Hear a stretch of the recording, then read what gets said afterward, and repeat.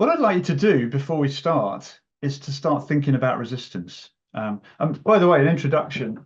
This is the crab of my resistance. Okay, you're going to notice there's a distinct crab flavored theme tonight, as this is the animal archetype that I've chosen to represent the mutineer that I'm hoping we'll all befriend in ourselves and our clients by the end. So I'm going to put him on my shoulder to keep me company. Just in case you're wondering why on earth I've got a crab standing behind me. It's kind of like a mascot. And it's only a hunch, but I'm guessing by the kind of numbers of you turning up that resistance is something that we've all experienced. And therefore, to get maximum learning out of tonight, I really want to invite you to apply everything that you hear to a particular concrete example of resistance in your life. Okay. So where do you experience resistance? Is it something you experience from others or in yourself? Is there a particular client? We're all coaches here, I think. Is there a particular client that you find resists any interventions or is particularly resistant to change? Are you struggling yourself with something that you find you're resisting? So what sort of project or situation or client issue or other relationship habitually brings up resistance in you? And also, what is your relationship with resistance itself in general? What does it mean to you when you experience resistance? Is it a signal that something's wrong, or is it just resistance? So an invitation to work with your specific resistance tonight. I should introduce myself. So for those who don't know me, I'm Nick Thorpe, and I am a coach, a supervisor for Animas Centre for Coaching on the accredited diploma in transformative coaching. And in my private practice in Edinburgh, I lean towards sort of person-centered, integrative coaching with a sort of particular passion for midlife transition, rites of passage. I do a lot of men's work, male rites of passage in particular. I'm fascinated by shadow work. Some of you may have been at a previous lecture this time last year, maybe a bit earlier last year, which I gave on the shadow, and that will really serve well as a kind of companion lecture for this one. So if you haven't seen that one, I think it's up on YouTube. Do go and have a look at it, because resistance, I think, is intimately connected with our shadow. So what else do I do? Shadow work, spiritual, creative process, and what I like to call intentional drift. Intentional drift, and more about that later. I also coach on executive leadership programs with senior academics and head teachers navigating career transition. You're going to hear the word navigating quite a lot tonight as well. Previously, before that, I worked as a national newspaper journalist and a travel writer and author of 3 self-discovery memoirs, travelogues, or at least they were thinly disguised as travelogues. They were kind of my attempt to work out the meaning of life, I suppose, on some level. And I suppose the common theme in all this is my fascination with navigation, whether that's literal or metaphorical or both. I'm totally fascinated by the sea. I live above a harbour here in Edinburgh. I get out on the Forth whenever I can in my kayak or in other people's sailing boats as often as I can. And I think that the way we navigate through life has loads of parallels with the business of kind of getting across the ocean, as you'll see shortly. So that's the navigation part. But I also have a very intimate relationship with resistance, as you'll hear. And it's a relationship that's changed over the years, particularly in recent years. In some ways, it's got worse, I'd say, my sense of resistance. I'm going to be looking at why that is in what I hope is an interesting way, and that will resonate with you and your experience with your clients. So here's what we'll cover. Here's sort of what you can expect in the next hour. We're going to look at 4 navigational archetypes, each with their own relationship to resistance, their own sort of core energy and their own strategies. And those also represent 4 stages of change in life, both kind of stages of change in ourselves in any project, but also kind of the epochs of life, if you think about across a whole life. We're going to be looking at resistance, I guess, as a kind of alchemy for midlife in particular. I think as resistance sometimes increases as we reach midlife, that can sometimes kind of birth something very interesting. And I'm going to be sharing my thoughts on that and some personal experiences on that. I'm also going to hopefully give you lots of coaching approaches for tackling resistance. So you've got something tangible to go away with. And we'll also have a guided meditation on resistance to kind of help us befriend it which is the object of tonight. And there'll be time for some questions or thoughts at the end for us all to kind of think about kind of anything I haven't covered, basically. All right. So that's what's on the menu. We should probably define our terms a little bit. What is resistance? Okay. So here's a dictionary definition from the Cambridge Dictionary. Number one, a situation in which people or organizations fight against something or refuse to accept or be changed by something. Hopefully that's resonating with you as coaches, or indeed a force which acts to stop the progress of something or make it slower. Think about change here. There's even a physics definition, the degree to which a substance prevents the flow of electric current through it, the resistance in a wire. And although that's not strictly about coaching, I love it because it's the sort of flow of electricity. Like, who doesn't want their clients to change, to be fully alive? What is it in us that refuses to be changed or stops progress? That's why we're alive, isn't it? And that's certainly why I'm a coach, to kind of help facilitate that flow and change and this fullest expression of my client's potential. And yet we've all got this kind of strange undertow of resistance at some point in our lives, something that's sort of below the surface, that's not taking us in quite the direction we believed we wanted to go. And so resistance, that kind of undertow, if you like, is as much a part of the ecosystem of coaching as it is of the ocean, really. Let's face it, if change was as simple as just navigating directly from A to B, we'd be out of a job, because people would just change. They wouldn't need a coach to come to. But instead, even these sort of seemingly routine voyages are susceptible to drift, change of weather, even mutiny. And being nautically obsessed, that's the term that I've chosen for that moment in a coaching journey when a part of our client seems to want to steer the ship in a completely different direction, whether that shows up as procrastination or self-sabotage, we might call it, or just stuckness, ambivalence, or out-and-out rebellion. And the biggest question I really want to ask tonight is, what if the mutineer is right? What if the mutineer is right? Here's a mutineer. So this guy used to live just across the Firth of Forth from where I live. I can almost see his hometown, Lower Largo, from when I look out my window. And 300 years ago, he was the navigator of a ship. He was a privateer, a kind of legalized pirate, really.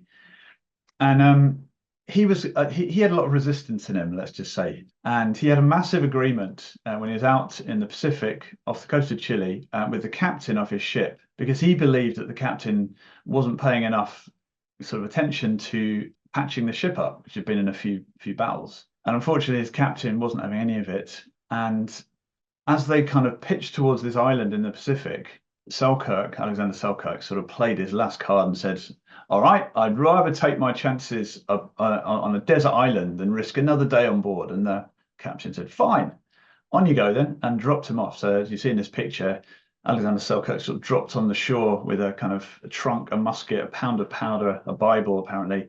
And tradition has had it that as his fellow seamen rowed away back to the ship, he suddenly was gripped with the enormity of decision and kind of ran into the surf and yelled, I've changed my mind. And the captain said, well, I've not changed mine. And the reason we know about Selkirk is he was the guy that Daniel Defoe based Robinson Crusoe on. So he was a bit of a celebrity in his day, because after they went off, he was left there for 4 years on his own on this island. And it took him a long time to come to terms with the decision of his resistance, essentially, to kind of being on this boat. But actually, it turned out, after kind of 4 years of being tormented by the kind of howls of sea lions and having nothing to do but chase goats and start fires and all the stuff that Daniel Defoe made into Robinson Crusoe, it turned out that his decision to jump ship was actually saved his life, probably. Because soon after they marooned him on the island, his ship was shipwrecked off the coast of Peru, and it drowned all but 7 of the crew. And they ended up spending the next 7 years in a jail in Lima. So I tell that story, that colourful story, it occurs to me, what if our resistance or our clients is actually wiser than it looks at the time? What if it's not just stubbornness or procrastination? What if there's something wise in it? And what if instead of helping our clients sort of wrest back control of the wheel and get to where they say they want to go, which is the traditional approach of performance coaching, what if we're to trust the sort of deeper wisdom of resistance? What's the dark gift that might be being offered? All this needed breathing space. So in the next sort of 50 minutes or so, I'm going to bring a slightly counterintuitive new compass to this perennial coaching issue. And I'm going to use this crew of navigational archetypes that I've been identifying them in my clients for the last few years. And I just want to share them with you because actually giving this lecture, but also coming up with these archetypes has in itself been the subject of some resistance in me. It's taken me sort of 2 years to get to the point of sharing them publicly. So it's quite a big moment for me, actually. And I hope you'll forgive the sort of the sort of maiden voyage, as it were, as I try them out on you. I've been trying them out on clients and some friends and some loved ones, and there's some of you here tonight. Thank you for your feedback. Let's see how they go down. What I also want to do is sort of take the shame out of resistance, and I'm going to share some truly epic periods of resistance from my own life, some not too distant past, really, and what I've learned from them, as well as some client stories and tips for how we can engage more effectively with our clients' resistance. So here they are.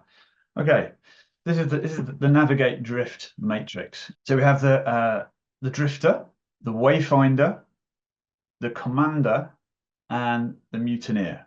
And we're going to focus tonight on the mutineer, the crab, my friend here. And what we'll discover is that each of them have kind of superpowers as well as flaws, and all are kind of needed, and all can help to either break through or befriend resistance in each other.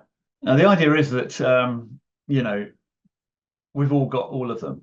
They're sort of parts of us that we can call upon at different times, and we need them. You might find that you've got more of some than the others, though. Let's see if any of them resonate.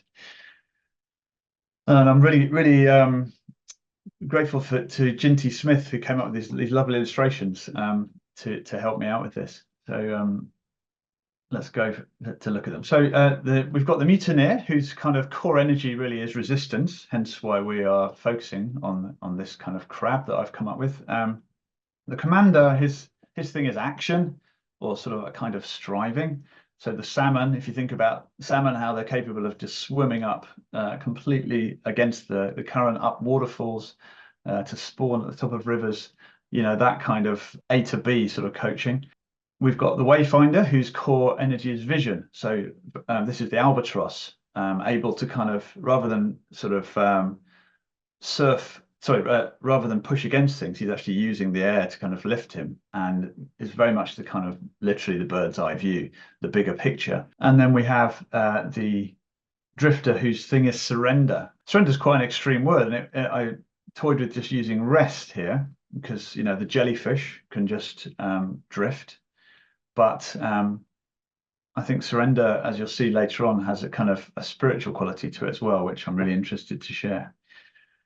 So there's the axes that we are working with here are in one direction, active and passive, and in the other direction, drift and resistance again. So, resistance shows up there too. And this means that in the business of navigating life, there are both passive and active forms of drift, because those top two are very much about drifting. The wayfinder has a kind of sense of intentional drift. He's looking down, he's trying to find his way. The jellyfish perhaps less so. And we can see that sometimes in our clients when they show up a little bit lost and drifting, or envisioning sessions perhaps when we are looking at all of those qualities that we do so well as coaches when we look at values and so on. So passive drifting is a kind of form of complete letting go, going with the flow. Active drifting is a more conscious and intentional form of drifting. And of course, there are also passive and active forms of resistance. And what we usually think of resistance is passive in that it's trying to stop something else. But then much of the progress we make in life, in that salmon quadrant, is an active form of resistance in the sense that tension is required or pushing against something, like the salmon against the flow of the water or the boat crossing the wind. And this doesn't always feel like resistance in the same way that being in flow, if you think about being in flow, that's very rarely just sitting in a chair with drool running off your chin. It could be that you're hanging onto the side of a mountain or typing furiously at a keyboard in the midst of, but you're just lost in the flow. But so it doesn't feel like resistance, and action is happening, but it is a form of resistance still. So we're going to look at how all of these for tonight have a particular relationship with resistance and particular areas that each of those are prone to resist. And each of them offers a clue as to how we might approach that. And all of this constitutes navigation. Yeah. So even when we're just drifting, we're still navigating. And our clients are still navigating in some ways when they're resting. I'm going to come back to all of these. As I said, each of them has both superpowers and shadow. We're going to go through each of these in detail in a moment, slide by slide. And interestingly, after I developed these kind of four energies, and I worked out rather usefully that each of them also corresponds to one of four major voyages of discovery, literal voyages, really, I've written about in my life. And also that each one of those voyages that I've been on feels like a particular form of client issue. So I'm going to walk you through them just briefly using that lens so you can see how each might be useful and offer its own resistances for specific clients you might come across. And after that, we'll take a deeper dive into each one in turn. So we'll start with commander quadrant. So this is a reed boat you're looking at here in this on this slide. My first voyage was of this sort of epic variety, and it was very much a project of a man in his 20s. I was like 29 or something, and I got involved in this mission to build a boat from reeds and sail it from Easter Island to Easter Island from Chile, which is a 2,500 mile journey. Exactly the kind of crazy projects you might undertake in your 20s, a goal from A to B, someone else's dream. It caught my imagination, required lots of very practical problem solving, and it was hard. And so resistance in that sense was all around us. And if someone had been coaching us on this voyage, which in retrospect would have been a great idea, they might have asked sort of coaching questions about resources that we might need to last what turned out to be 44 days at sea, what skills we might need to learn, how we'd know where we were on the journey. It would be sort of grow model stuff, where you want to end up, smart goals, because we were basically salmon swimming up an enormous waterfall using our willpower and collective strength to do something at the very edge of our capability. And so resistance turned up as broken rudders, delays. We were literally the kind of rudders. Sorry, the keel was kind of resisting the flow of water. We were crossing the Humboldt Current. We were sailing kind of into the wind sometimes, or at least very close to it.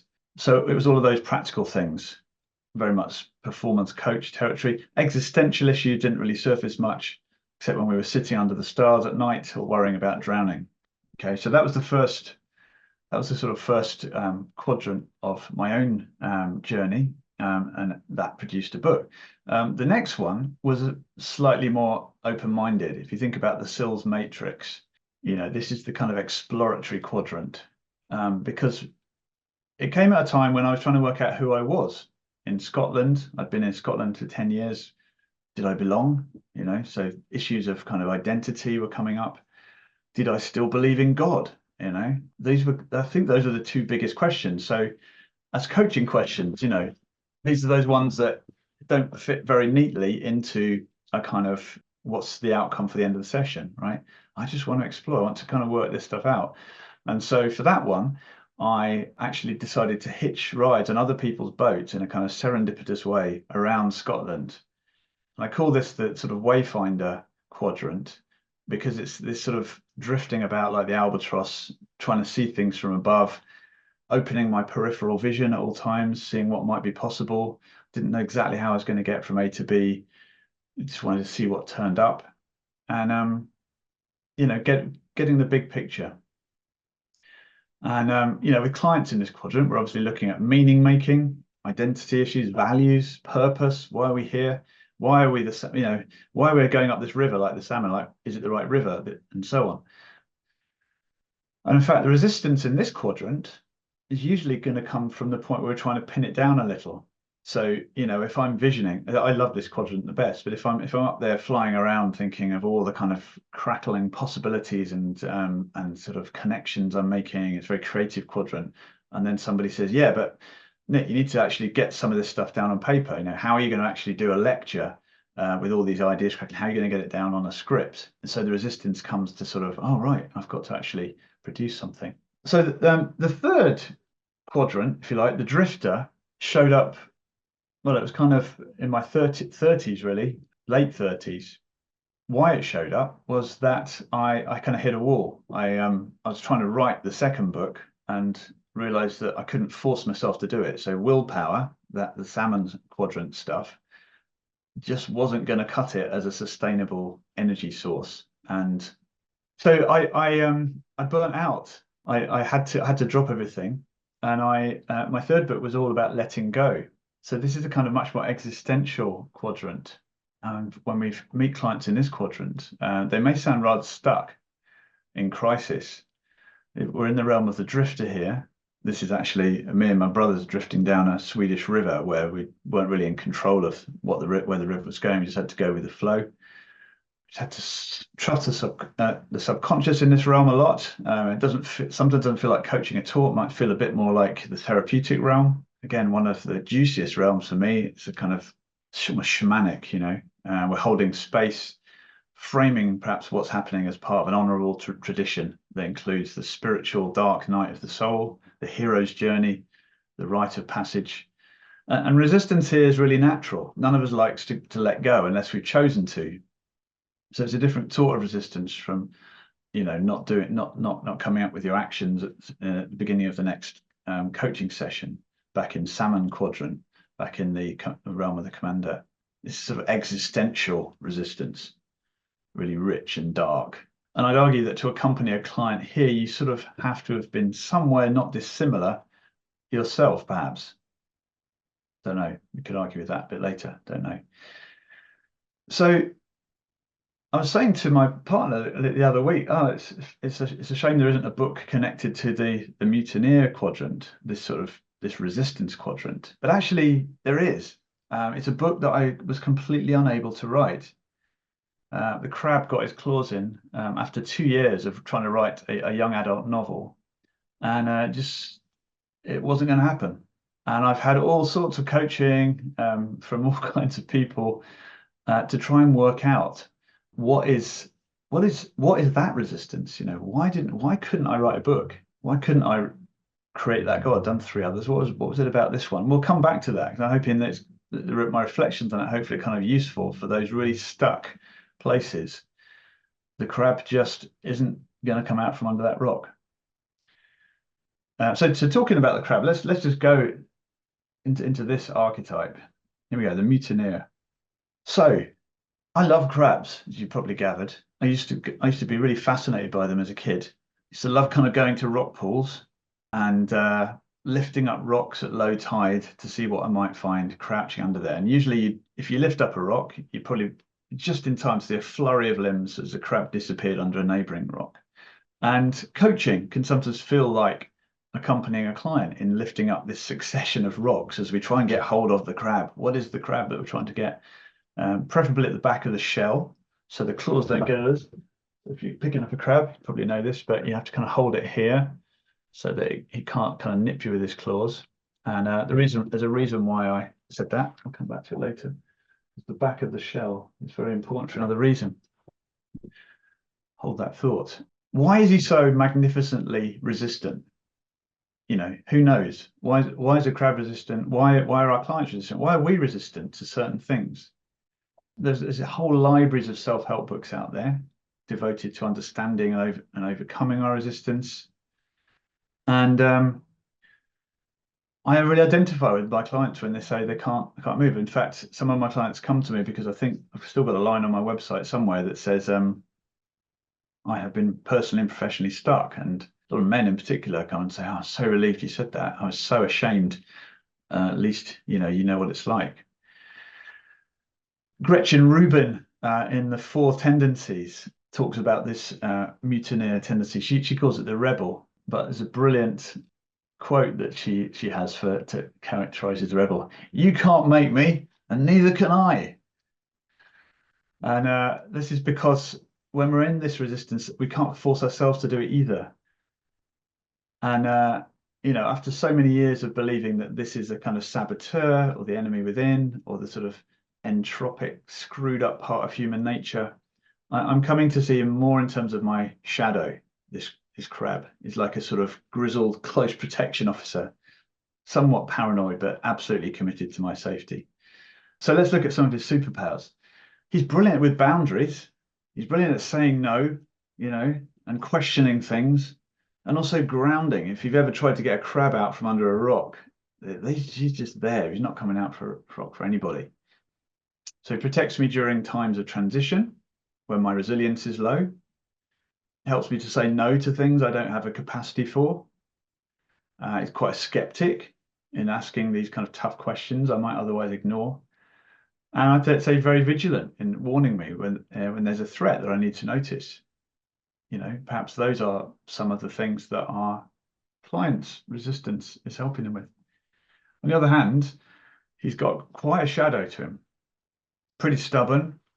I don't know if you've, what is it, crabs in a bucket syndrome? I forget what it's called, but basically there's a theory that when you put lots of crabs in a bucket, even though they could technically quite easily escape, they sort of stop each other from escaping. So the vigilant in ways aren't very helpful, can be self-defeating, quite avoidant. There's nothing in me that wants to do the thing that I feel I should be doing sometimes. And we can lose sight of the bigger picture. And coaching approaches that I find helpful here, for each of these archetypes, we'll look at some coaching approaches that might be useful. I mean, CB2, any kind of Socratic questioning, Byron Katie, the work, brilliant at kind of starting to kind of really prize this kind of crab out from the crevice just by looking very carefully at limiting beliefs. So those can be very useful for that. Not always, sometimes. And there are other remedies that come from each of the other archetypes. So accountability, if nothing else, knowing that I had to stand in front of you and give this lecture meant I had to pull my finger out and actually do it. So I'm accountable, and sometimes I kind of make myself do stuff still by setting up something. Anybody identify with that? So that's the commander, the salmon. Sometimes it helps to have options. If you're backed into a corner, feeling resistant, the wayfinder, this kind of, what other options have you got here? What do you want to do? Can be very useful. And sometimes surrender, actually. We may need to surrender. I'm really fascinated by this idea of the rebel and mutineers because, if you're anything like me, I was a real people pleaser in my early life. I just found out that if I jumped through hoops that other people held up for me, they liked me, basically, and I got approval. And so I always found it quite difficult to understand that sort of rebellious tendency until I kind of hit what Gretchen Rubin calls sort of obliger rebellion, which sometimes happens after years and years of being obliging. So she calls people pleasers obligers. We then kind of hit this straw that breaks the camel's back moment of I've absolutely had it. I've had it, and we go into a very extreme form of rebellion. And my son fascinates me in this way. He's kind of, because of stuff that sort of happened to him in his life as my adoptive son, he will not, he cannot do stuff when somebody's trying to kind of force him to do it. That kind of, you can't make me and neither can I. It's just like epically true. And I just sort of trying to help him write an essay now at university. He said the other day, it feels like I'm gouging my eyes out with spoons writing this essay. And that's how difficult it is to be a rebel and a mutineer. And only one thing can really, I think, motivate a true mutineer, which is, a kind of personality thing. And that's something that we or they want. So the only way I used to be able to get a crab out or catch a crab in the end was by tempting it. So I'd drop my crab line off the pier with a kind of tasty mussel hooked on the end.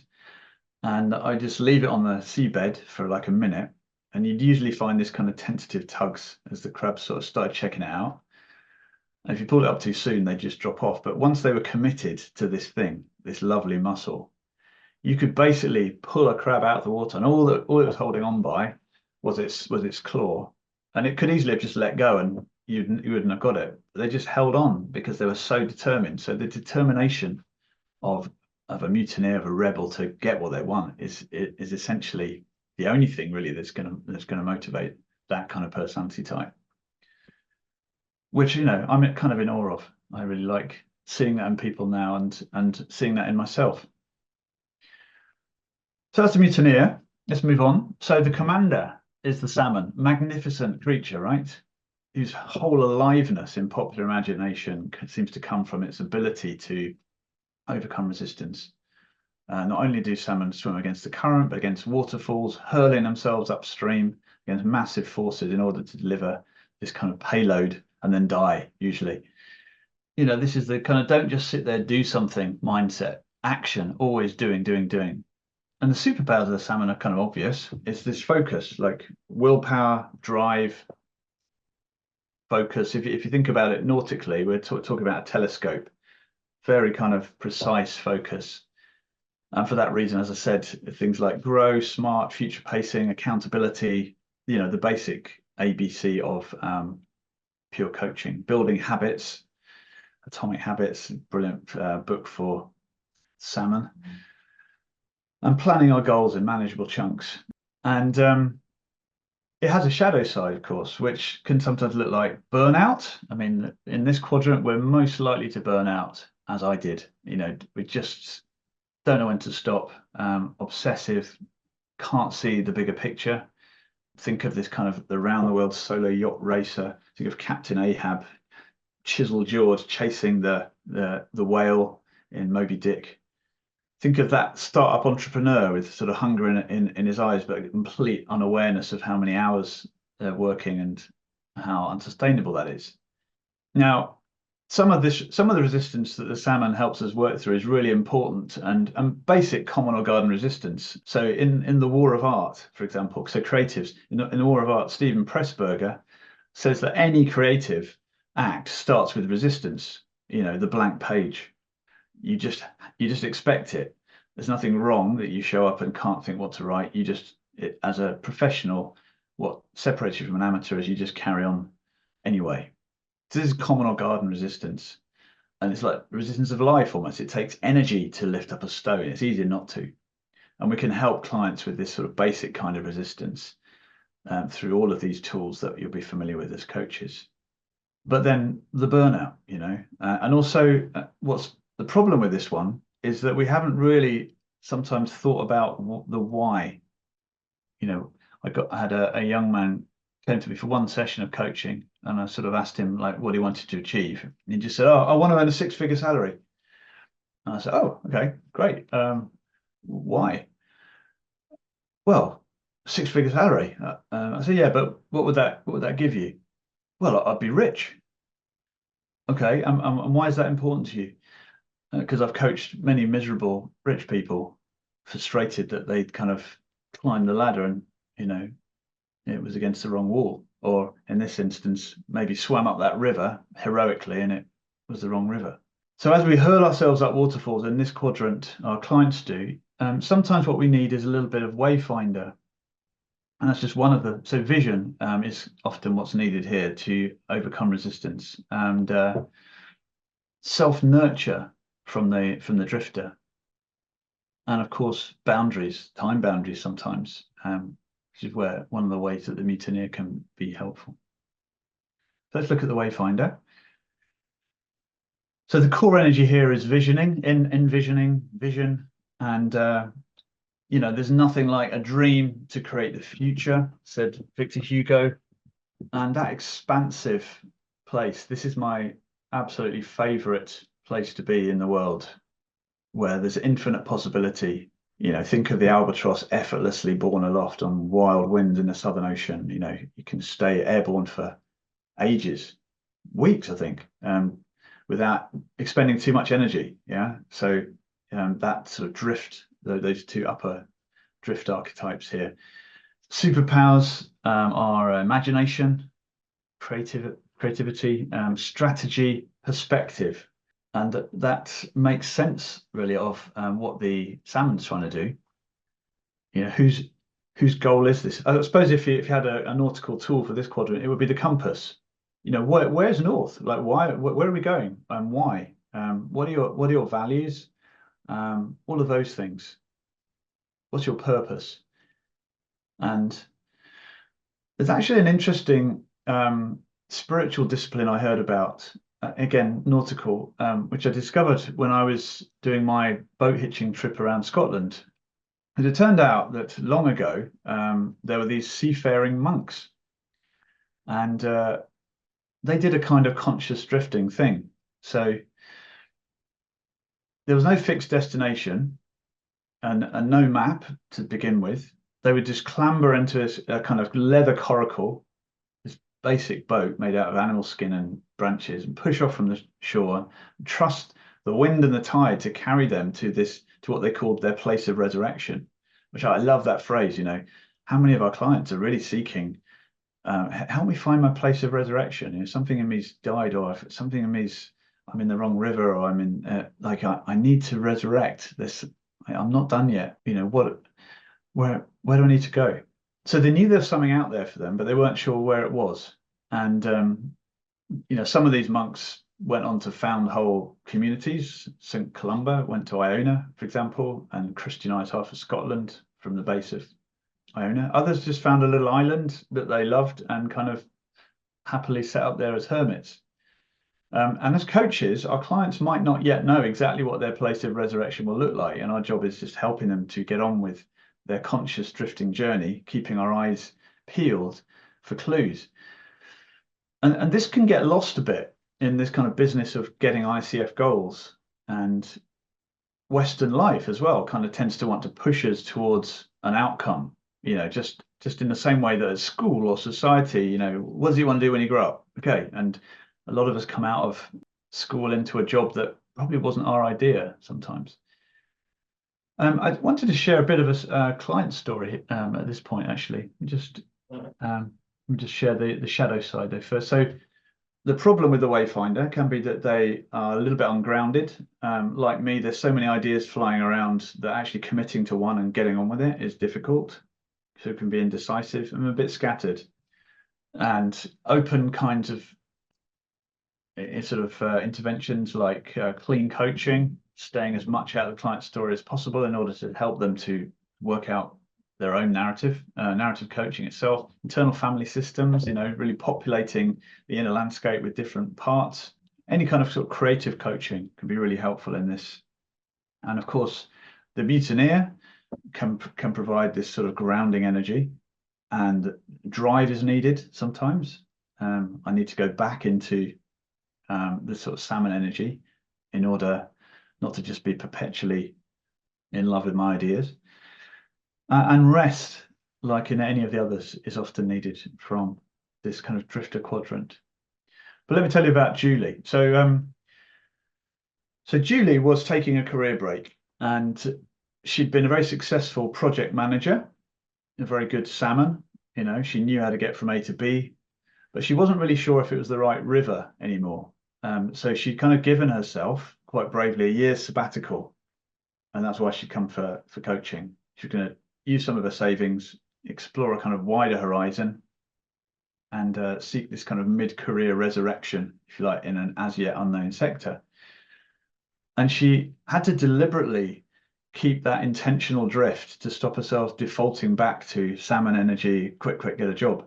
So what we worked on in the coaching room was, for example, she went on holiday to I think it was Portugal, to Lisbon, and she noticed this inner conflict coming up between a familiar habit of like timetabling all the must-see attractions in a big list and kind of ticking them off, Lonely Planet style.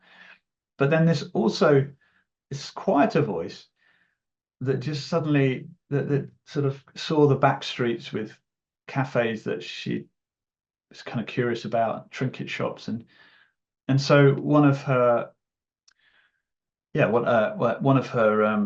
experiments that she did was to kind of wander into the back street, deliberately not go to the cathedral that you were supposed to go and see that everybody said you had to, and do something else instead. And it felt kind of edgy, and she kind of transferred it to her home city, where, of course, the lure of the job sites was always there. But she kind of resolved to keep growing this underused muscle, the kind of the drift muscle almost. So that's what she had to resist, actually, was this sort of perpetual pull back to, the commander, the salmon. And driving home from a coaching session one day, we sort of kind of contracted that she was just going to try seeing what happened if she decided at the junction which way to go, and where to go. And she just went on this kind of amazing journey through parts of the city that she hadn't known before. Like, she found this cafe with a live band that she didn't know existed. She went and volunteered cleaning up a river. She was just discovering that her values of ambition and hard work and sacrifice could also benefit from these kind of currents of playfulness and passion and, yeah, experimentation. And she got plenty of resistance back from society, So well-meaning friends started saying, if you have too big a gap in your CV, what are the employer's going to say? Don't want to get an impression as a drifter, a reputation as a drifter, do you? But through coaching, she was able to hold her nerve, and she kind of resisted this sensible option of resuming her old career. Oh, I'm just going to go back to what I did better, and instead continue to experiment. And was she being woolly and unrealistic? Not at all. So a year, she'd given herself a year, nearly a year after she left her secure job, she landed this kind of new role that felt really perfect, managing a kind of pioneering environmental project, and a completely new direction for her that she would never have found if she hadn't been willing to stay in this kind of wayfinder quadrant. So the questions there are sort of how might we navigate these unknown waters while kind of keeping faith with ourselves and others, and allow ourselves to drift intentionally in even small ways, even if we're kind of happily anchored in a larger sense. What if your client's resistance to setting a goal? Some clients do resist it, right? What do you want to get to? I don't want to do an outcome. I want to just talk. What if their desire to stay in exploration is actually really wise? What if they need 6 whole sessions just to kind of consciously drift and notice what comes across their bowels, with you just facilitating their visioning process and asking them what's clearer at the end of the session? So drift isn't resistance. Drift is in a way the opposite of resistance. Okay. Let's go on to drift even deeper. So the drifter. This is less culturally acceptable, like the mutineer, I think, than the wayfinder and the commander. So, we tend to like the sort of Steve Jobses who are kind of visioning and kind of coming up with ideas. We like we kind of approve of people who achieve a lot, particularly when they turn their vision into action. But who really wants to identify as a drifter? It's quite a triggering word, isn't it? You're a drifter. And I haven't met many people who cite the jellyfish as their spirit animal, for example. But actually, the jellyfish is awesome. The jellyfish is incredibly resilient. So core energy here is surrender. And the quote I love here is, "Don't just do something; sit there." This is the place in which we allow ourselves just to kind of rest. Superpowers are rest and self-nurture. It's the regenerative quadrant. It's like the winter before the spring sometimes. And of course, there's a shadow. There's this sort of collapsed sense of lostness. I don't know where I'm going. And it might be sometimes a very unconscious quadrant. And that's perhaps where we can help our clients who are in that place. We might have clients show up with this sort of lostness without motivation, drifting through life, wanting us to help them find their mojo again. And that's because there's a lot of shame attached to drift. Why can't I motivate myself to do anything?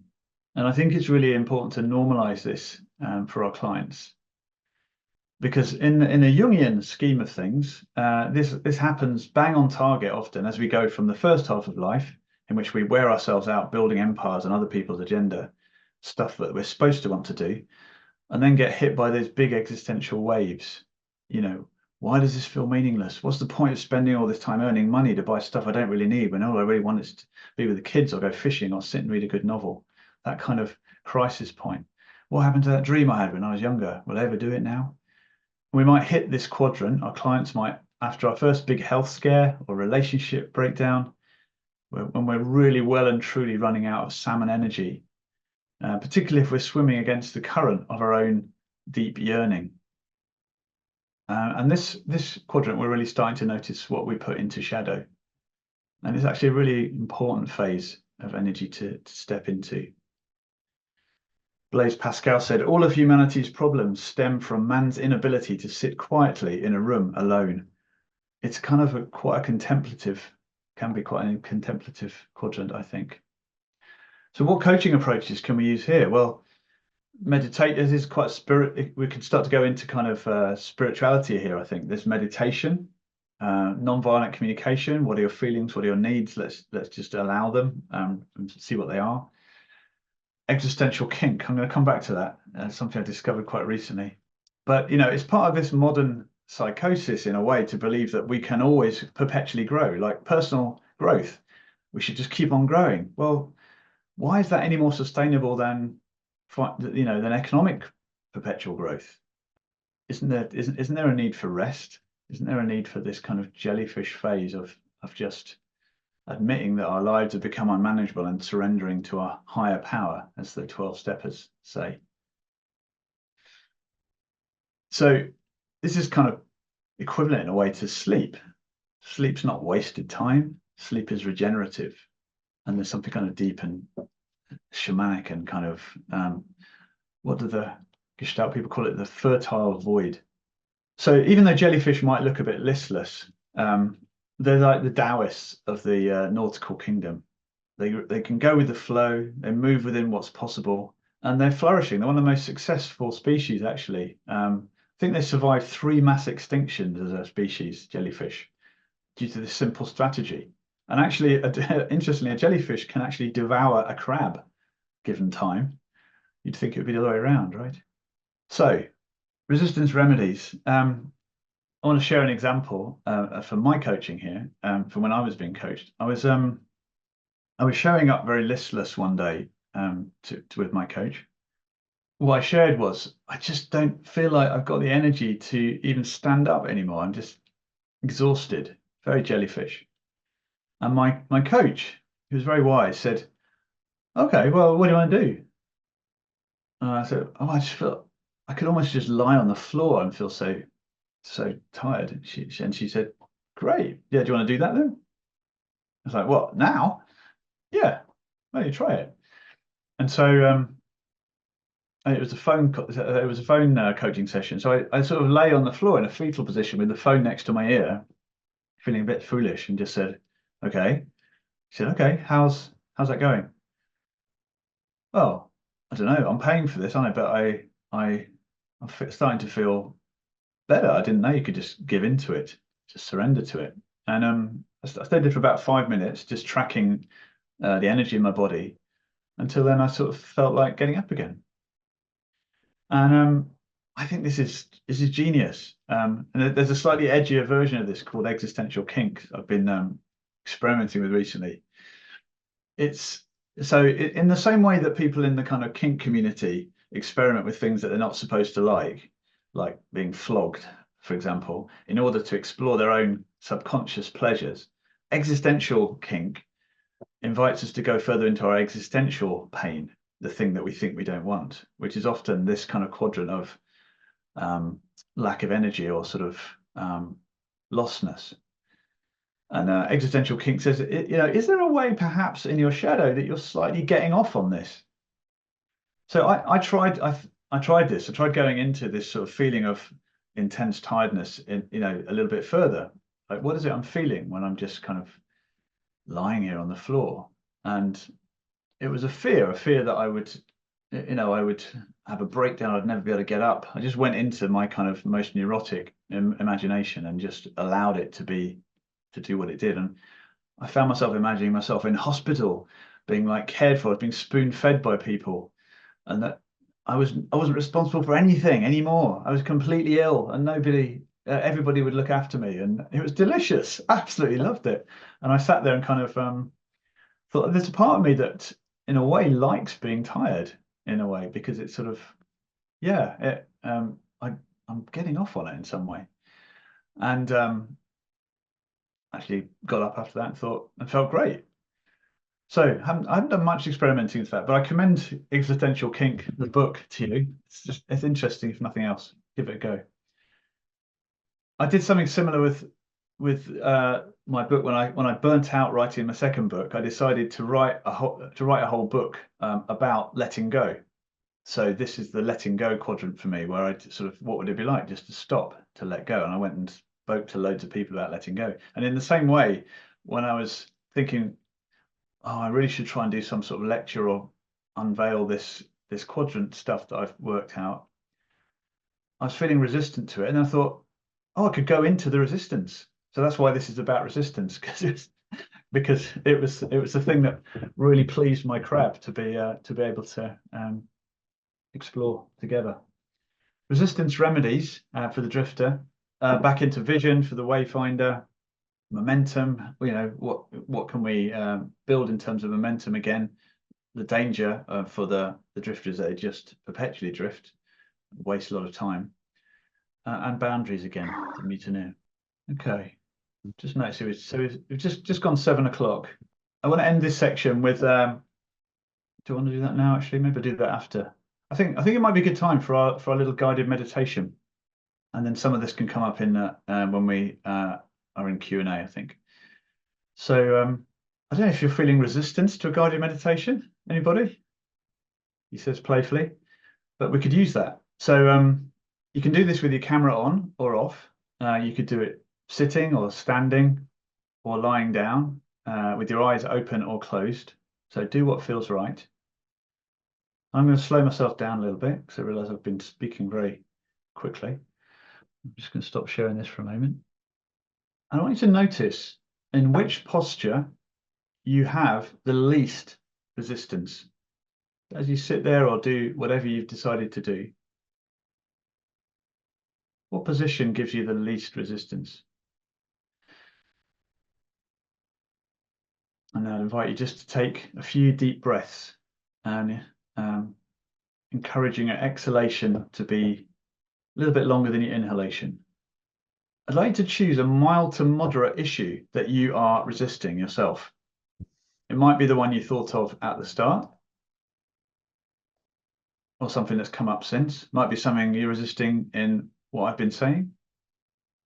You might be resisting this whole lecture, who knows? Or it might be a project or a habit that you're struggling to embed or to break. Whatever it is, I'd like you now to imagine this issue and just notice some details of it.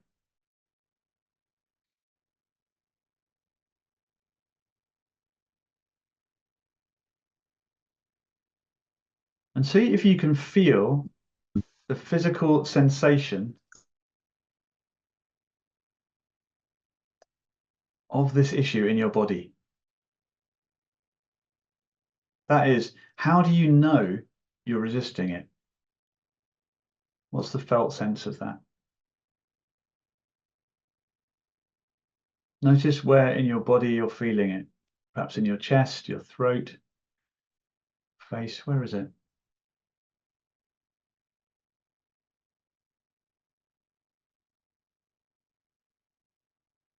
And now I'd like you to describe to yourself the qualities of this sensation. Is it tight, jumbled, speedy, heavy? See if you can find a few words that accurately describe this.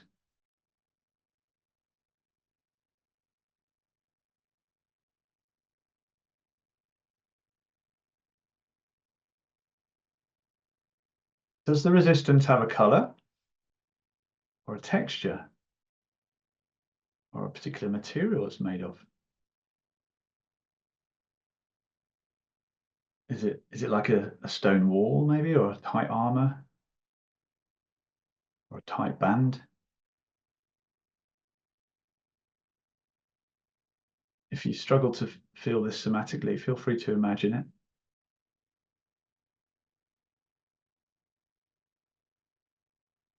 And just to invite you to continue to watch these sensations of this resistance with an attitude of kind curiosity, and see what happens next in your body as you explore it. Did the sensations shift as you attend to them without judgment?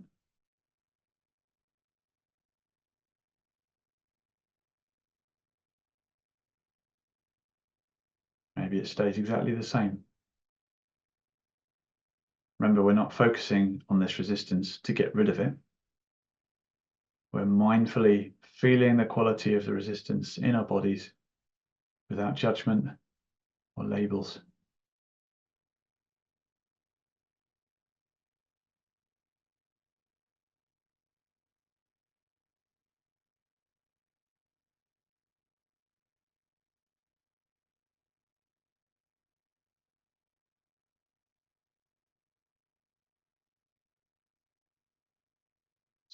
See if you can open up a dialogue with the resistance. You might want to give it a shape or a personality or an animal form or something, or another character, or you might not.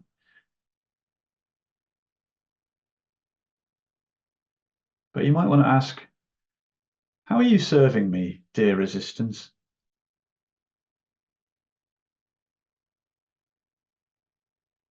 How are you trying to help me?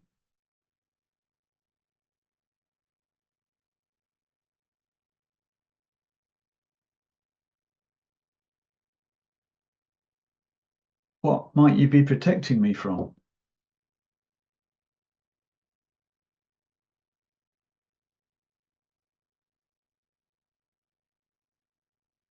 Are there boundaries that you're trying to hold for me?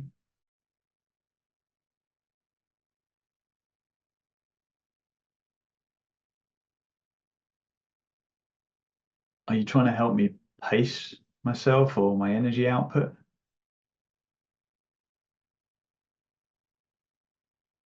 You can just use any question that feels relevant in your situation. And after asking it, let's wait for a response, see what happens.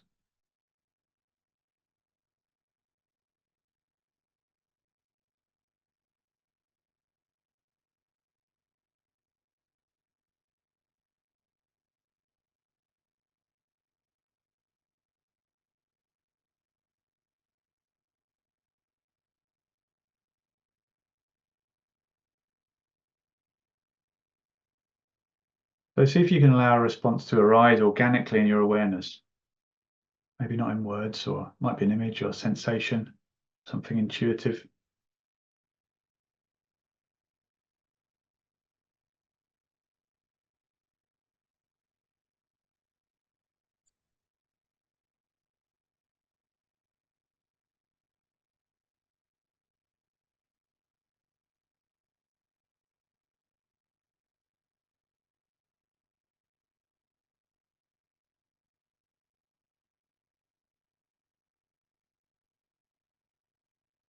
If you're getting some reflections or insights, what is it your resistance is sharing with you?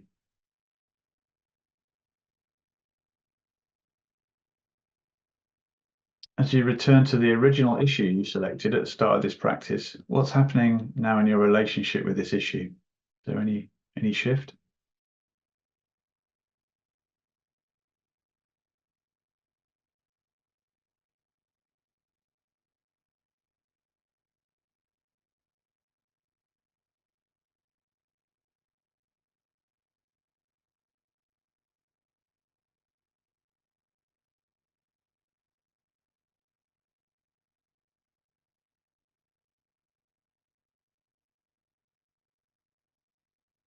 Okay, and whether or not any changes occurred, I'd just like you to take a moment to thank your resistance.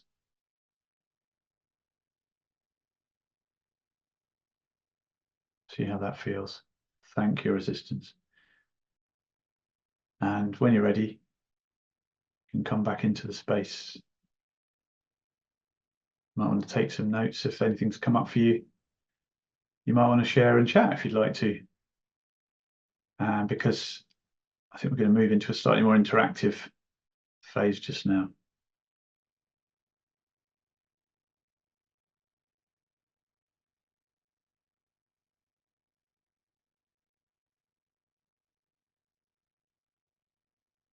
Okay.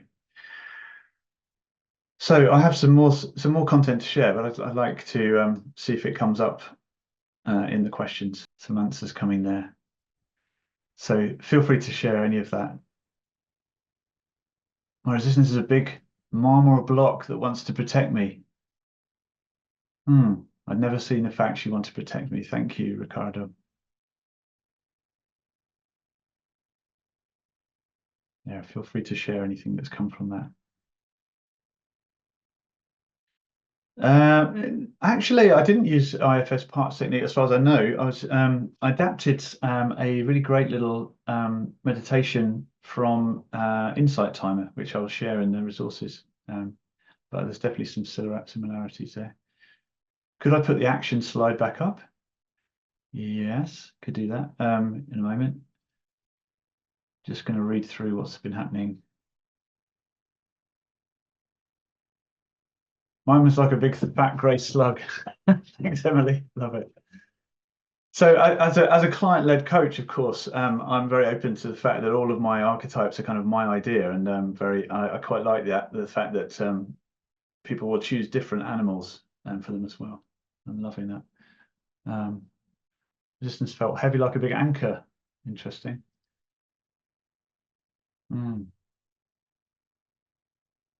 Thank you. So as you share what happened to you in meditation, also invite any questions that have arisen for you from what we've discussed so far. Scratchy woolen trousers as a child. Thanks, Matt. Wow, there's a lot of very beautiful description happening here in the chat. How do you bring this up practically with clients? Good question, Ricardo. Thank you. Well, as ever, with permission, with contracting. But I think the very idea that resistance can be telling us something is often news to our clients. You know, if I'm anything to go by, if I feel resistance, I can go straight to there's something wrong. I feel resistance, there's something wrong. And the very idea that there might be a message for us from our resistance can be really useful. So I would perhaps offer that as a theory, framing, and then if the client is the kind of client who is into visualizations, I might offer that too, see what happened. I might send a link to the visualization that I adapted this from. But I'll just find a way to offer it, basically. Do you see a link between your 4 navigators and the fight, flight, freeze, fawn response to stress? Wow, interesting. I should put them back up, shouldn't I, just so I can think about that. Somebody wanted, actually, let's see if we can get all 4 of them somewhere. Here we go. Fight, flight, fawn, freeze. There's definitely some overlap, isn't there? If you think about resistance is like the fight.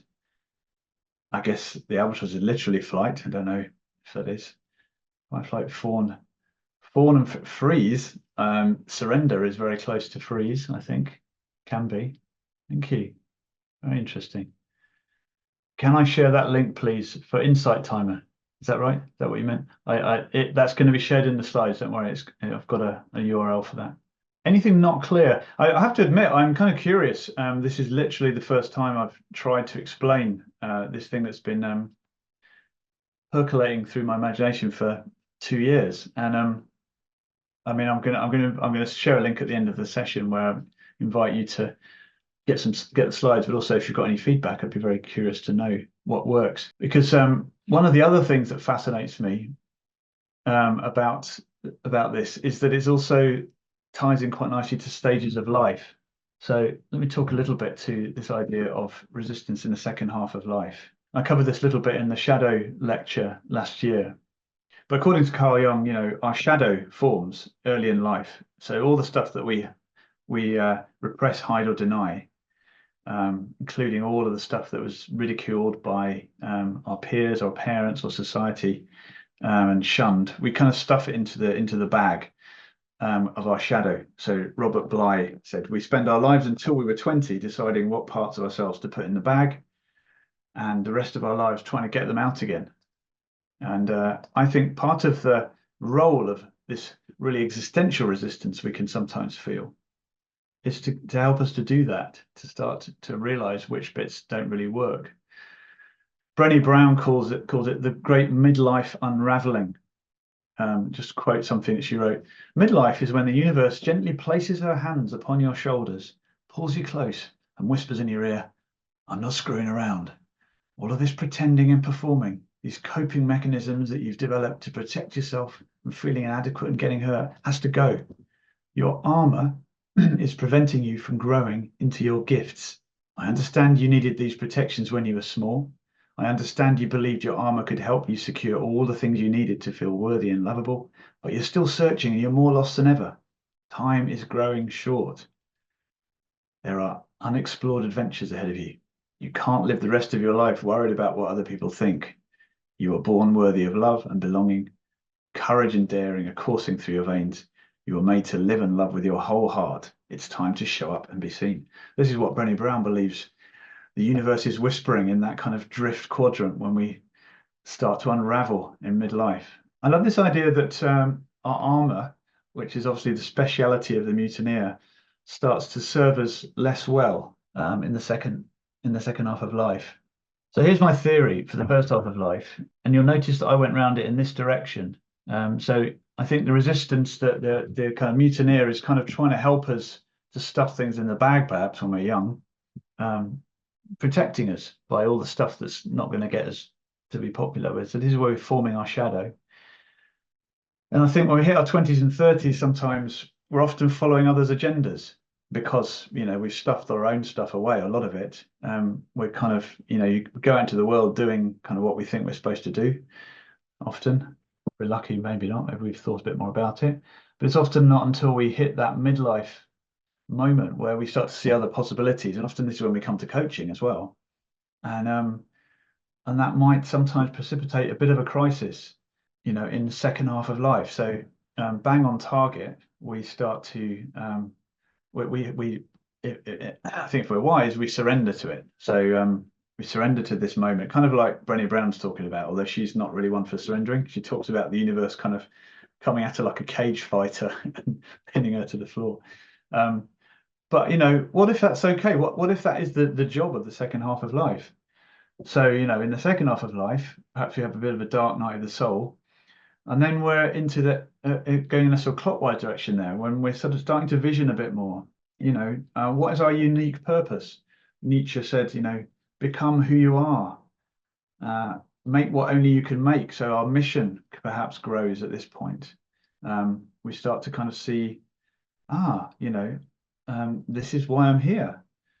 And the resistance, in a way, is the kind of natural resistance of aging. We're facing our mortality. Our bodies start to resist at this point until we're helping ourselves to face squarely into the one big surrender that we've all got to make in the second half of life. We're going to die. That's the one thing we know about. So I'm actually hoping to use these first in a look at midlife transition, and I'm curious to know if that lands as well. So any thoughts or questions coming up? Just thought I'd share that and see what happened. Resistance can also make us stronger, like diamonds from ashes pressed. Thank you, Marco. Yeah. Thinking about resistance as trauma response. Thank you, Renata. A behavior that might have kept a client safe through difficult storms and might not be helpful anymore, like losing that shell. Yeah. I think there's something also to be said about systemic resistance. We have to be careful that, what looks like resistance in our client sometimes, recently, for example, lots of people have discovered there's a reason I can't focus, a reason I can't get this thing done. It's been we may be diagnosed with ADHD or something. Yeah. So there's a kind of neurological reason or a trauma reason for resistance. And so being able to pick out when there's something else going on different to just lack of willpower, it can be really important. Yeah. What do we need to let go of? And what do we need to relearn? Absolutely. I'd like to end with a story of my own kind of surrender, I guess. and see how it lands with you, and then we'll finish. And I often share this when I'm training Animas clients as part of the A to F process, but it's really a kind of replacing a limiting belief. So basically, as I mentioned earlier, I hit a bit of a crisis when I couldn't write my fourth book. I just couldn't make myself do it, and it started to roll into other stuff. So I felt there was some kind of systemic resistance in me, and I found there was other things I couldn't complete either. And in particular, I got a part-time employed job in between my journalistic career and this one, working for a friend who'd started up a charity to encourage dads to get more involved with our children's lives and sort of flip gender roles a bit. And really, it was really good. But I discovered that there were parts of the job, like social media marketing, for example, that I just couldn't force myself to do. So there was real resistance in me. And I tried to automate it, but there was a kind of I don't want to do this, and I started to think basically I'm flaky and unreliable, and I can't find the energy to finish things. This was my limiting belief, if you like, because in the first half of my life I thought that I could always do things just by saying I was going to do them, even, or forcing myself, and I couldn't do that anymore in midlife, and I did all kinds of things to try and force myself in a kind of salmon-like way, using accountability to do stuff. I have 5 friends, kind of, at least one of whom's here tonight, I think, trying to help me write my novel in an accountability group, trying to get me across the line. I couldn't do it. And in the job, I got some training. I set myself accountability meetings with my line manager, but I think I was getting a reputation in the job as being patchy around certain things, and they kind of soon subcontracted out the social media to someone else.